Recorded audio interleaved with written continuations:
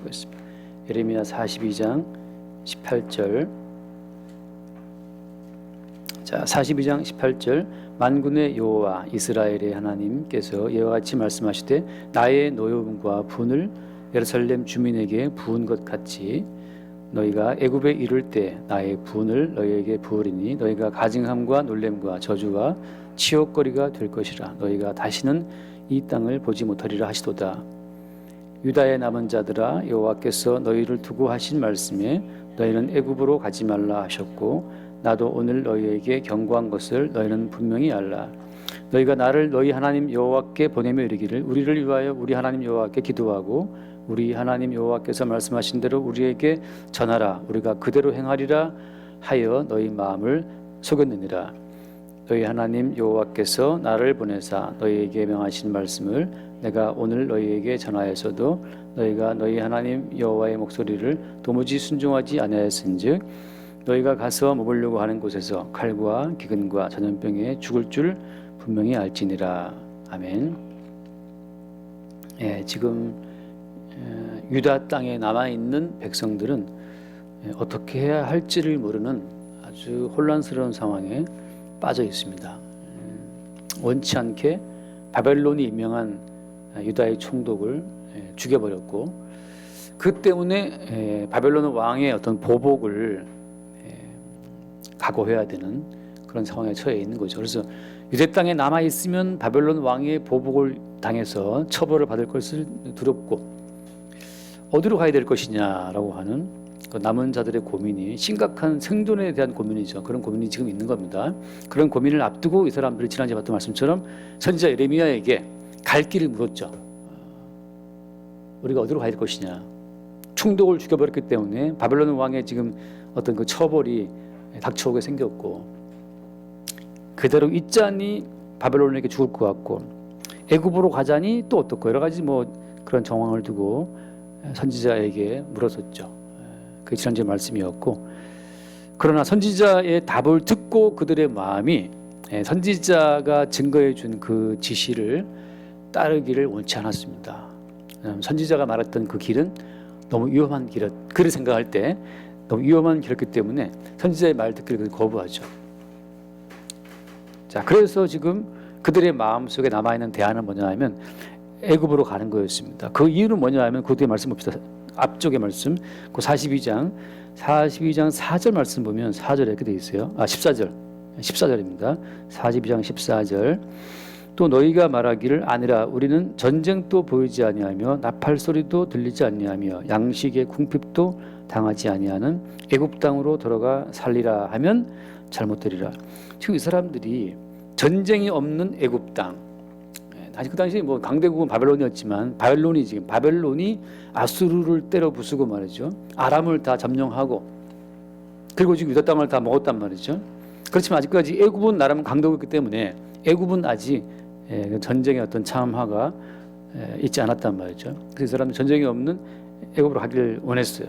전쟁도 없고 그다음에 나팔 소리도 들리지 않고 나팔 소리는 어떤 경고를 말하는 건데 전쟁의 위험도 없는 그런 상태였다는 얘기죠. 양식의 궁핍도 당하지 않는 애굽 땅으로 할 것이다. 따져 보니까 어디가 안전한 거예요. 먹을 것도 양식 돈벌이도 충분하고 난리와 난리의 소문도 없는 그 안전하게 다가오는 느껴지는 애굽으로 가기를 원했다고 하는 거예요. 여러분 생각해 보세요. 우리가 어떤 것을 판단할 때 우리가 뭘 결정할 때 결정하는 기준이 뭐겠습니까? 뭔가를 결정할 때 우리의 결정 기준이 뭔가 하면 우리는 다 똑같아요. 어디를 우리는 택합니까? 우리는 먹고 살 거리가 있는 곳, 돈이 있는 곳으로 가는 거죠. 생존이 보장되는 곳을 택합니다. 우리는 생존이 보장되고 먹고 살 수 있는 여러 가지 그 조건이 구비된 곳으로 우리는 가기를 원하잖아요. 대부분 사람들의 본능이죠. 오늘 마찬가지도 이 남아있는 사람들이 그래서 애굽 땅으로 가기를 원했어요. 자, 그런데 선지자는 무슨 말 하고 있는 겁니까? 그 15절 말씀에 15절 너희 유다의 남은 자여 이제 여호와의 말씀을 들으라. 만군의 여호와 이스라엘 하나님께서 이와 같이 말씀하시되 너희가 만일 애굽에 들어가서 거기에 살기로 고집하면 16절 너희가 두려워하는 칼이 애굽 땅으로 따라가서 너희에게 미칠 것이요 너희가 두려워하는 기근이 애굽으로 급히 따라가서 너희 이 말이니 너희가 거기에서 죽을 것이라.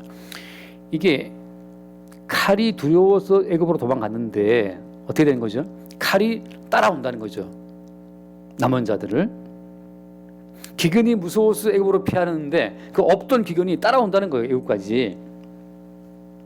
여러분, 남은 자, 성도, 택한 백성의 삶이라고 하는 것은 어디로 가도 피할 데가 없다는 사실을 알아야 됩니다. 피할 데가 없어요. 기근을 피해서 가면 따라와요. 기근이. 왜?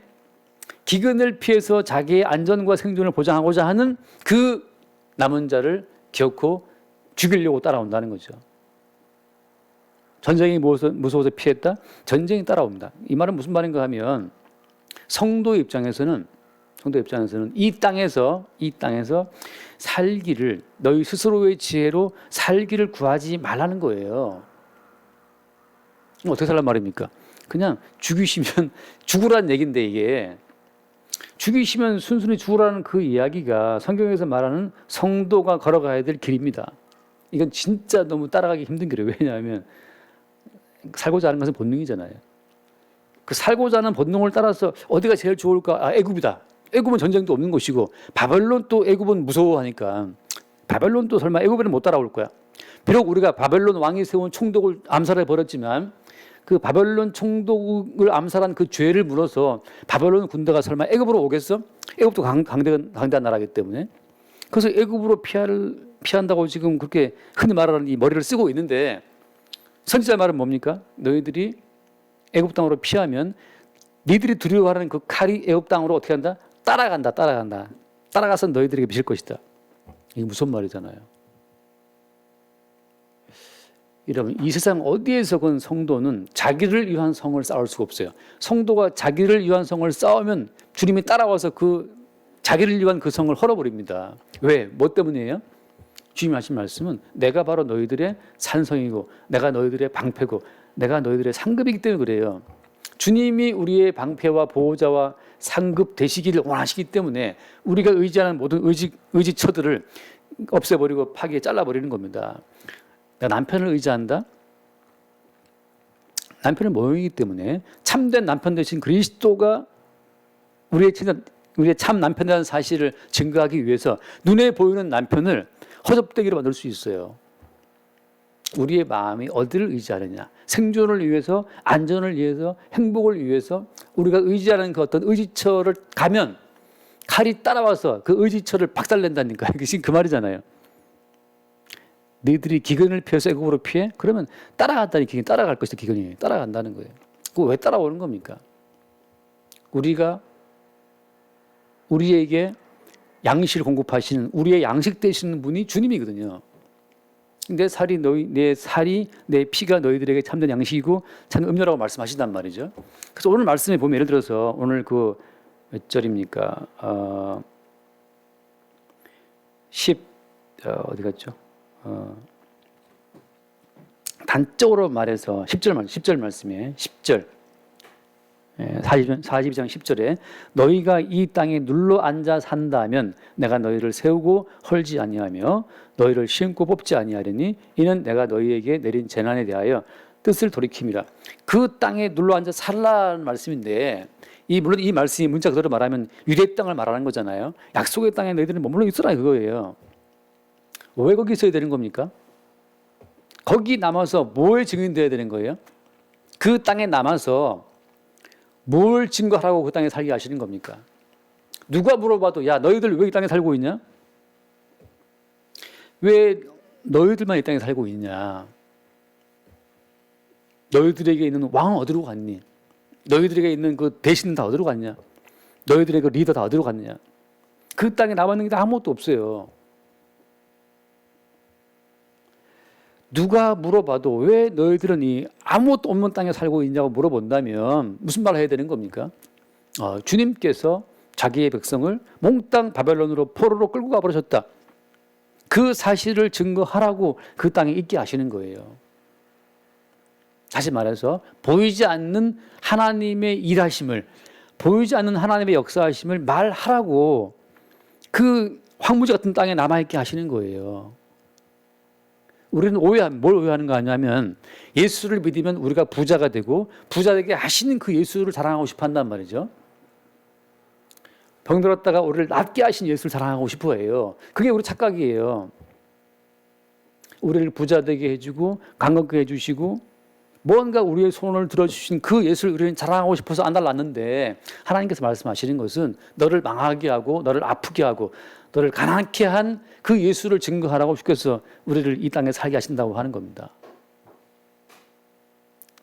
어떤 예수를 증거하라고요? 반드시 죄인들은 형벌하시는 그 예수를 증거하라고 그 아무것도 없는 황무지 땅에 살게 하시는 거예요. 우리를 부자 되게 하고 막 사업 성공하게 해갖고 TV에 나오잖아요. 뭐 그 방송에 나와서 이렇게 하나님 나를 이렇게 어려운 지경에 있었는데 이렇게 많은 돈을 벌겠다. 뭐 그런 이야기 간증들은 늘 TV에 나와요. 근데 하나님께서 이렇게 나를 가난케 했다. 하나님은 정말 말하자면 자기 백성을 징계하시는 분이라고 하는 사실. 주님께 얻어맞아서 그 얻어맞은 그 상처 그대로를 주님이 때리는 상처 그대로 증거하는 사람은 TV에 간증으로 나온 적이 한 번도 없고 그렇잖아요. 우리는 뭘 자랑하는 겁니까?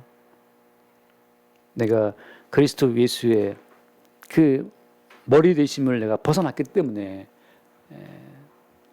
내가 이렇게 주님께 그 징계당했다는 그 사실, 그 받은 상처를 나타내고 증거하라고 주님께서는 그 땅에 눌러 앉아 살게 하시는 거거든요. 근데 이들은 지금 뭘 요구하는 겁니까? 다시 한번 자기 몸의 육신의 안정을 위해서 그 애굽 땅을 바라보는 거죠. 우리가 이 땅을 살아갈 때 상처받은 모습 그대로 우리는 그 모습을 나타내고 증거하라고 거기 있는 거예요.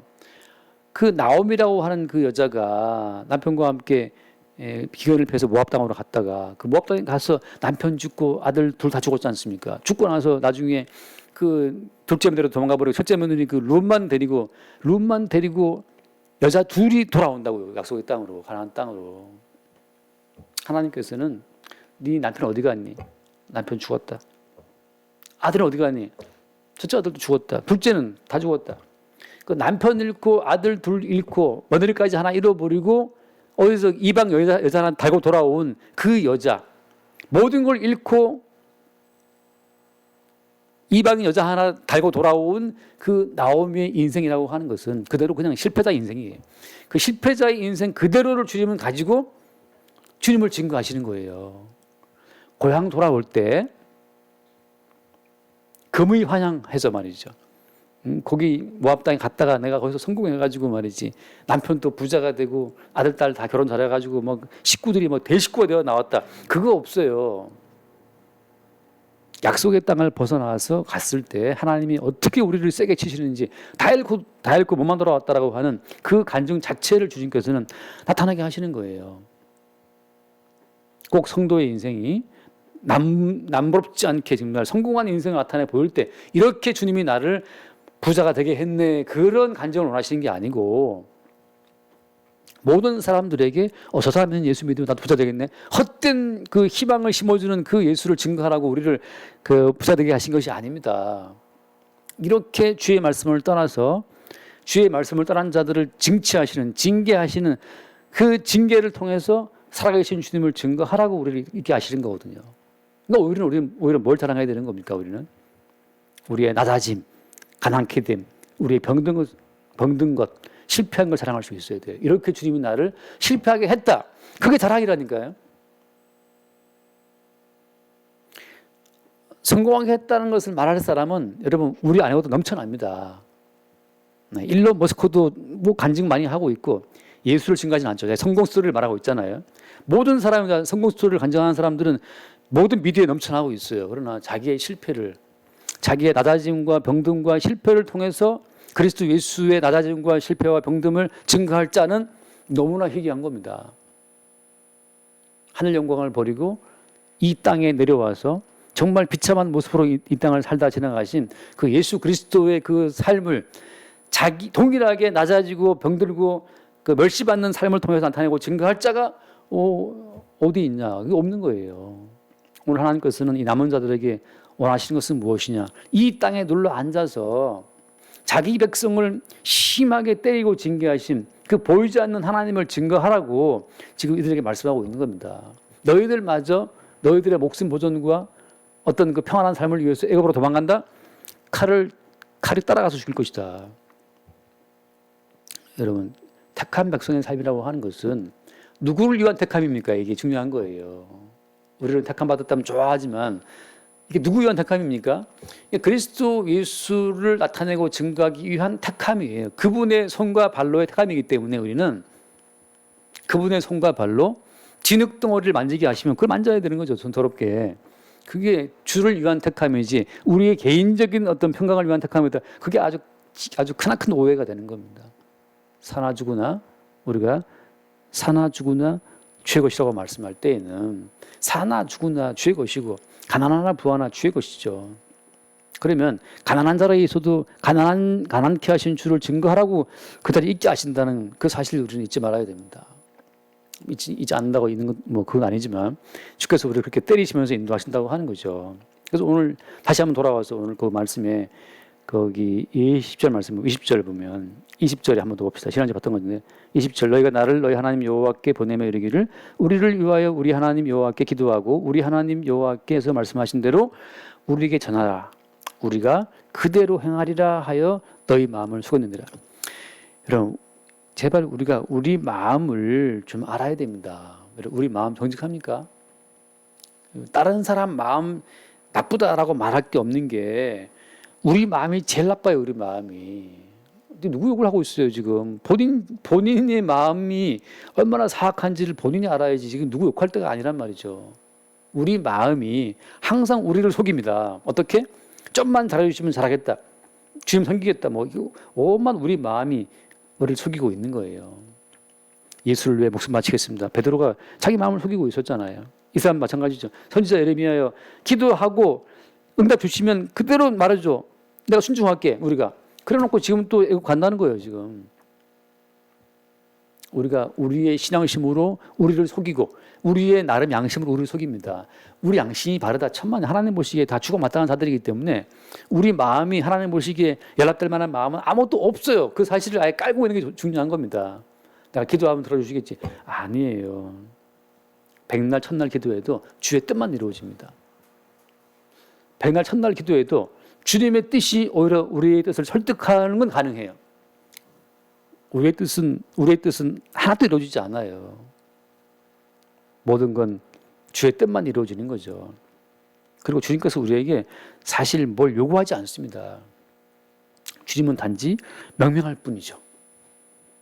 주님은 명령할 뿐이지 우리에게 뭐 부탁하지 않습니다. 주님은 명령할 뿐이에요. 왜? 그분이 조물주고 그분이 창조자고 그분이 구원자시기 때문에 그분이 머리이기 때문에 오직 명령하시고 명령하신 그 모든 말씀은 그대로 시행될 뿐이지 우리가 말을 안 들으면 아이고 어떡하나 주님만 고민하고 안 그럽니다. 우리는 아이들을 키울 때 부모가 무슨 말하면 애들이 말 안 듣잖아요. 대들잖아요. 그러면 부모는 고민해요. 뭐 어떡하나 저거 따라도 안 되고 어떡하나 고민하지만 주님께서는 그런 고민이 없습니다. 주님께서는 말씀 그대로 진행하시는 거죠. 그래서 우리가 이 말씀을 대하면서 그 22절 말씀 22절에 너희가 가서 머물려고 하는 곳에서 칼과 기근과 전염병에 죽을 줄 분명히 알아라. 우리가 말씀을 벗어나서 가는 그 모든 길은 어떤 길입니까? 그냥 죽음의 길인데 그래서 사실 우리는 매일매일 죽는 거예요. 왜? 우리는 주님의 뜻대로 순종할 그런 마음 자체가 안 돼 있는 자들이고 항상 우리는 몸의 욕망을 따라서 움직이는 자들이기 때문에 속 시온이 죽음을 받아들이는 그것이 하나님의 뜻이 이루어지는 과정입니다. 여러분 이거 꼭 생각하세요. 하나님의 뜻이 이루어진다라고 하는 것은 우리 모두를 죽이는 거예요. 어디서? 십자가에서. 누구와 함께? 예수님과 함께. 그래서 우리의 개인적인 뜻 싹 다 죽었으니까 날아가는 거죠. 그러고 나서 어때요? 이제 그리스도 예수의 것으로 우리 인생을 끌고 가시는 거죠. 여러분 이게 얼마나 한편 통쾌하게 상쾌합니까? 하나님의 뜻은 우리를 싹 죽이는 것으로 끝나는 거예요. 그러면 이제 어떻습니까? 우리의 머리 대신 주님이 우리 인생을 끌고 아버지의 뜻을 이루는 과정으로 그냥 끌고 가시는 거죠. 그게 성도의 기쁨이고 즐거움이에요. 우리는 언제 어디서 뭘 한다 하더라도 하나님 보시기에 죽어 마땅한 죄인으로 드러나는 것이고, 그래 주님께서 우리의 죄를 대신 다 받고 십자가에 죽으시면서 혼자만 죽는 것이 아니고 자기의 죽음 속으로 우리를 같이 죽자고 우리를 끌고 들어가시는 겁니다. 그래서 너희들은 나와 함께 죽었다, 이제 너희들의 개인적인 삶은 없는 거야. 부활하신 주님이 우리의 머리가 되어서 우리를 지체로 사용하셔서 아버지의 뜻 앞에 설 수 있는 그 순간까지 우리를 쭉 끌고 가시는 거죠. 오늘 이 말씀을 통해서 우리는 결론입니다. 다시 한번 이들의 불순종을 보면서 우리는 순종하자라고가 아니고, 어떻게 해도 우리는 어디로 간다 하더라도 하나님 보시기에 죽어 마땅한 죄인으로 뭐랄까요, 이렇게 파면난다는 그 사실. 가정에서, 직장에서, 교회에서 어디 가도 우리는 우리의 일신의 평안함과 우리 생존만 도모하는 자들이기 때문에 본능적으로 늘 주님 앞에 죽어 마땅한 자로 드러난다는 그 사실. 칼과 기근과 전염병에 죽을 줄 분명히 알라. 그래요, 맞아요. 이 죽음을 수용하는 그것이 하나님 뜻이 이루어지는 과정입니다. 그 매일매일 닥쳐오는 그 죽음 속에서 매일매일 우리를 살게 하시는 새로운 삶의 근거로서의 그 십자가의 예수님을 바라보는 그것이 성도에겐 유일한 소망이 되는 거예요. 내가 내 인생을 지켜서 잘 만들어가는 것이 아닌 겁니다. 대신에 죽으신 예수님이 나를 살게 하시는, 그 살게 하시는 주님이 우리 인생의 모든 삶의 소망이 되는 거죠. 그러니까 우리는 나의 노력과 나의 행위의 어떤 힘의 근거에서 내일을 설계하는 자들이 아닌 거예요. 우리는 오늘 또 하나님 보시기에 죽을 줄 분명히 알라는 말씀처럼 우리는 오늘도 하나님 보시기에 죽어 마땅한 자라는 사실이 수많은 불순종 가운데 늘 확인되잖아요. 확인돼요. 이렇게 해서 하나님 보시기에 내가 죽어 마땅한 자라는 사실을 늘 알아가는 거란 말이죠. 그거 왜 살아있는 것이냐. 십자가에 죽으신, 그 대신 죽으신 예수님의 대신 죽으심의 근거에서 오늘 내가 새로운 삶을 부여받았다라고 하는 것. 어떤 존재로서 그리스도 예수의 지체의 한 부분으로 내 삶이 바뀌었다는 그 사실을 아는 것이, 그게 성도의 기쁨이고 담대함이고 평강의 근원이 되는 겁니다. 머리 없는 삶, 머리가 오직 그리스도이심이 매일 확인되는 삶, 그 삶이 성도의 삶이죠. 그리고 성경 어디를 펼쳐도 마찬가지지만 끝없이 따라오는 그 칼과 기근 속에서 우리는 끝없이 죽어 마땅한 이유들을 매일매일 보는 거예요. 죽어 마땅한 이유를 매일매일 보는데 왜 매일매일 살아있지? 왜 내가 살아있는 것일까? 우리는 삶의 새로운 근원, 보이지 않는 삶의 근원을 매일매일 새롭게 발견하고 그 주님을 참여하는 자들이 되는 거죠. 아, 삶의 근원이 내게 있지 않고 주님께 있었구나. 십자가의 죽으심으로 매일매일 우리에게 생명을 공급하시는 그 새로운 삶의 근원지 그리스도 예수의 어린 양의 보좌를 바라보는 자들이 성도의 인생이 되는 겁니다. 어디를 펼쳐도 우리가 죽어야 될 이유들은 넘쳐납니다. 성경을 보셔도. 왜 살아있는 것인가? 우리를 살게 하시는 예수님의 생명이 있기 때문에 우리가 오늘 살아있는 것이고, 그 그리스도 예수님의 대신 죽으심, 죽음의 근거로 해서 우리에 공급되는 그 주님의 새로운 생명이 오늘 우리를 살게 하고 있고, 그리고 오늘 우리에게 그 현재 우리 위치에 여기 눌러 앉아 산다면 하신 말씀처럼 여기 있게 하시는 그 뜻이 이렇게 우리를 살게 하시는 그 주님을 증거하라고. 왜 그 장사 안 되는 영업장에 앉아 있느냐? 주님이 거기 앉아 있게 했다. 왜 너를 이렇게 설치고 있느냐? 아무튼 우리는 항상 거기에 있게 하신 그 주님. 원래 어제 죽어 있어야 되는데 오늘 내가 살아 있는 것은, 오늘 살아서 여기 이 삶의 현장에 눌러 앉아 있는 것은 주님이, 보이지 않는 주님을 나를 통해 증거하시려고 여기 나를 있게 했다라는 그 사실을 우리는 증거하는 거죠. 그게 주님의 증인이에요. 왜 이 교회에 있습니까? 원래 어제 죽었어야 되는데 오늘 주님이 나를 살리셔서 여기서 이 말씀을 전하게 하시는 거예요. 집사람이 죽었잖아요. 그왜 나 안 죽고 집사람이 가끔 생각한단 말이죠. 만약에 내가 죽고 그 아내가 살 사람은 생각할 때 있어요. 그냥 생각하는 거죠. 근데 마찬가지예요. 그 사람이 죽든 내가 죽든 사실은 주님 보시기에 오늘 죽어도 하나님의 공의는 그냥 시행되는 거기 때문에 아무 문제 없습니다. 노아 때 세상을 쓸어버릴 때 그때 우리도 다 쓸림받아 죽어 마땅한 자들이에요. 그러니까 사실 우리는 어제 죽었어도 할 말이 없는 마땅한 자들이죠. 오늘 살아있는 것은 그런데 새로운 생명의 그런 대신 주님을 말미암아 살아 있고 왜 여기 있는 겁니까? 우리를 살게 하신 주님이 여기 박아놨어. 우리를 이 땅에 눌러 앉아 있으라 말이지. 여기 있게 하시니까 거기에 앉아 있어갖고 우리에게 닥쳐오는 일을 처리하는 거예요. 그게 성도의 삶의 어떤 새로운 즐거움이고 마치 사파리 여행하듯이 지나가는 수없이 많은 상황 속에서 우리를 살리시는 그 주의 어떤 보호하심의 어떤 은총을 매일매일 새롭게 느끼는 거죠. 날마다 우리의 삶이 나로 인해 사는 삶이 아니고 주님으로 인해 사는 그 삶의 원인과 결과가 완전 바뀌어버리는 성도. 삶의 출처와 삶의 목적과 모든 의미가 보이지 않는 데로부터 흘러들어오는 그 성도의 삶이 우리의 삶 될 수 있기를 바랍니다. 기도하겠습니다. 주님 감사합니다. 끝끝내 주의 말씀을 듣지 않는 자들의 모습을 우리가 발견합니다.